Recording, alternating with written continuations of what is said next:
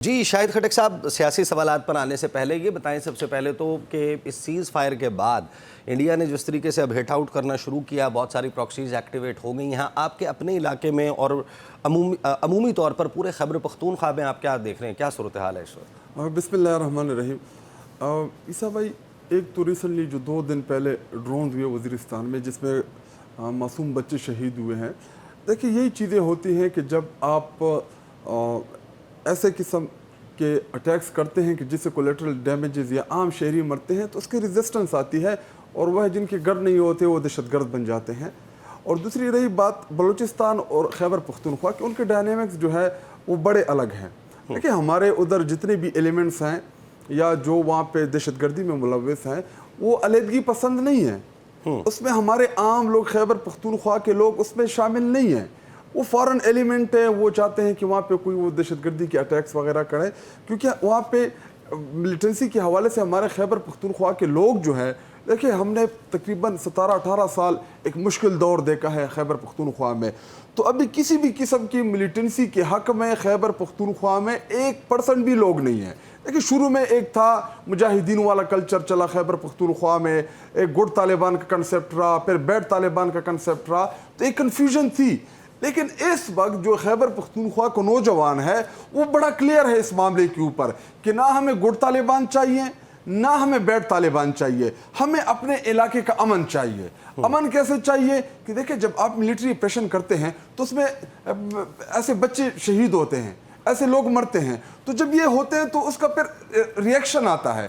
رہی بات بلوچستان کی، دیکھیں بلوچستان میں BLA جو ہے جو فارن فنڈڈ ہے یا انڈیا کی عراق کی طرف سے یا جو بھی BLA کے حوالے سے جو تاثر ہے وہ یہی ہے کہ جی وہ علیحدگی پسند تحریک چلا رہے ہیں کہ جی بلوچستان جو ہے وہ ایک الگ ریاست بنے۔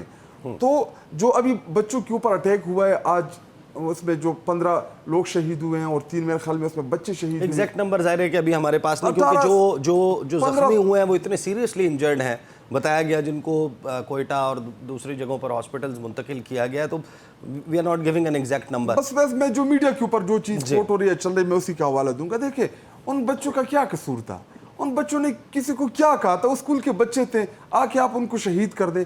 دیکھیں جب تک ملک میں پولیٹیکل سٹیبلٹی نہیں آئے گی، بلوچستان کے حالات کیوں خراب ہے؟ بنیادی وجہ یہ ہے کہ وہاں پہ پولیٹیکلی اتنی انسٹیبلٹی ہے، جی تک کوئی اور ہے رزلٹ کسی اور کے پاس ہوتا ہے، 50-60 ووٹوں کا بندہ چیف منسٹر بن جاتا ہے، وہاں پہ حکومت گرانا، جیسے وہاں پہ وہ کسی فروٹ یا سبزی منڈی میں جیسے آپ آلو پیاز ٹماٹر خریدتے ہیں، وہ تو وہاں بلوچستان اسمبلی کی تو یہ پوزیشن ہے۔ آپ نے سینیٹر صاحب سے کہا کہ جی آپ کی حکومت، ان سے پوچھا آپ کی حکومت ہے بلوچستان میں، یہ اون کرتے ہیں؟ میرا سوال ہے ان سے، آپ اون کرتے ہیں بلوچستان کی حکومت کو؟ کیا واقعی پاکستان پیپل پارٹی کی حکومت ہے؟ نہیں ہے۔ دیکھیں جب تک آپ پولیٹیکل جماعتوں کو ادھر گرو نہیں کرنے دیں گے، جب تک آپ پولیٹیکل جماعتوں کو بلوچستان میں سٹیبل نہیں، دیکھیں پولیٹیکل جماعتیں آپ کو لوگ اکٹھا کر کے دیتی ہیں۔ ابھی مارنگ بلوچ جو ہے بلوچستان کی، دیکھیں اس کے ریاست سے گلے ہوں گے، اس کے شکوے ہوں گے، اس کو سنا جائے، اس کو بٹھایا جائے، اس سے بات چیت کی جائے، اس کے جائز مطالبات جو ہیں وہ مانے جائیں۔ کیوں؟ کیونکہ بلوچستان کا یوتھ مارنگ بلوچ کو آج فالو کر رہا ہے، جو پاکستان کی سب سے، لیکن مہرنگ بلوچ جو ہیں ان کے حوالے سے ظاہر ہے دیکھیں جو علیحدگی کے حوالے سے ان کی ہے، میں اس کے بالکل سپورٹ نہیں کرتا۔ اگر آپ کا سافٹ کارنر ان کے کسی بھی شخص کا ان لوگوں پر ہے، ان کی طرف ہے کہ جو معصوم بچوں کو، ابھی آپ نے کہا کہ وہ بچے جو معصوم بچے ہیں انہوں نے کسی کا کیا بگاڑا ہے، اس میں ایک میسیجنگ ہے کہ آپ ان لوگوں کو بھی نشانہ بنا رہے ہیں، نہتے کوئی ملٹری ٹارگٹ تو نہیں تھا کسی مجھے اگر آپ کمپلیٹ کرنے دیں، بلوچستان میں ہم نے 14 میں سے 10 قومی اسمبلی کی نشست سے جو تحریک انصاف تھی، جیتے آپ کسی سے بھی جا کے، میں آپ کے پاس آتا ہوں، کسی سے بھی آپ جا کے پوچھ لیں بلوچستان میں۔ اسی طرح جو بلوچستان میں جو صوبائی اسمبلی کی نشستیں تھی وہ تحریک انصاف نے جیتی تھی۔ دیکھیں جب آپ نیشنل جماعتوں کو دیوال میں چن دیں گے، جو آپ کو پوری، دیکھیں تحریک انصاف میں بلوچ بھی ہے، پختون بھی ہے، وہاں پہ جتنی بھی اقوام ہے وہ تحریک انصاف کا حصہ ہے۔ تو جب آپ اتنی بڑی پولیٹیکل جماعت کو آپ دیوال میں چن دیں گے تو اس کے نقصانات ہوتے ہیں۔ نقصان کس کو ہے؟ نقصان پاکستان کو ہے، بلوچستان کو ہے۔ اچھا رضا ہارون صاحب آپ کچھ کہنا چاہ رہے ہیں پلیز؟ بس ایک بات شاہد بھائی کی بات ہے کہ میں تھوڑا سا اختلاف اس لیے رکھوں گا، باقی ساری باتیں ٹھیک ہیں جب ایک دہشت گردی کا واقعہ ہو جائے پھر ہم ایک جو جسٹیفیکیشن، وہ جسٹیفیکیشن ڈفرینٹ ہے.